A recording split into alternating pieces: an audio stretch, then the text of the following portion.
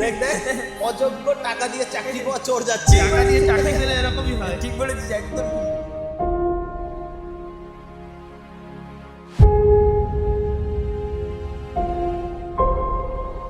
টাকা দিয়ে চাকরি পেলে এরকমই হয়। ঠিক বলেছিস টাকা দিয়ে একদম। চাকরি পেলে এরকমই হয়। ঠিক বলেছিস একদম। অযোগ্য টাকা দিয়ে চাকরি পাওয়া চোর যাচ্ছে। 26,000 শিক্ষক শিক্ষিকার চাকরি বাতিল, আর যেটা নিয়ে এই মুহূর্তে একেবারে রাজ্য রাজনীতি উত্তাল। যারা নিরপরাধ হওয়ার পরেও চাকরি হারালো তাদের ভবিষ্যৎ কি হবে? চিন্তা করিস না মা, সব ঠিক হয়ে যাবে। নমস্কার কাকিমা।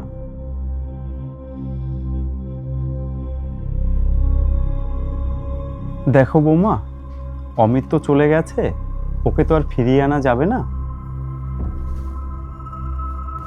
কাকিমা এই নিন কিছু নগদ টাকা। বলছি কাকিমা, বৌমাকে দিয়ে খুব তাড়াতাড়ি বিধবা ভাতার জন্য অ্যাপ্লাই করে দেবেন, ঠিক আছে? আমি এটা খুব তাড়াতাড়ি করার ব্যবস্থা করে দিচ্ছি। ধরুন। লাগবে না আমাদের টাকা, আমাদের বিচার চাই। দেখো, থানা পুলিশ করে বাচ্চার ভবিষ্যৎটাকে নষ্ট করো না। নমস্কার কাকিমা। কাকিমা একটু সাবধানে থাকবেন। নিজে না হোক অন্তত বাচ্চার কথা ভাবো। থানা পুলিশে ভিতরে যাইয়ে না। মা, এই বিধবা ভাতা দিয়ে আমাদের সারা জীবন চলবে না। আমার মতো অবস্থা যেন আর কারো না হয়। এই দুর্নীতি জগৎকে পাল্টাতে হবে। এই দেখো, বাড়ির বউদের এত বাড়াবাড়ি ভালো নয়। আমার স্বামীর সঙ্গে যে অন্যায়টা হয়েছে সেটাই আজকে আপনাদের সাথে শেয়ার করব। এই হলো আমার কাহিনী।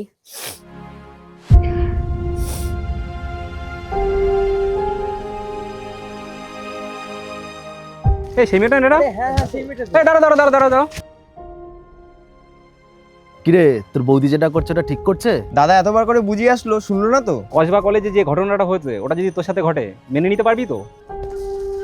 বাড়িতে গিয়ে ভালো করে বোঝাস, ঠিক আছে? বাংলার মেয়েদের কি সত্যিই আর সম্মানের সাথে বাঁচার পথ নেই? এই কসবা ল কলেজে ছাত্রীকে আটকে রেখে গণধর্ষণের অভিযোগে তোলপাড় রাজ্য। কসবা কলেজে যে ঘটনাটা হয়েছে ওটা যদি তোর সাথে ঘটে, মেনে নিতে পারবি তো?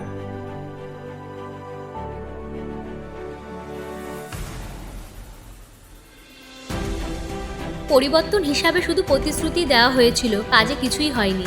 এবার ঘুরে দাঁড়াবে সবাই একজন সাধারণ বাঙালি হয়ে। কোনো বাঙালি আজ প্রত্যাখ্যান হবে না, রুখে দাঁড়াবো সবাই।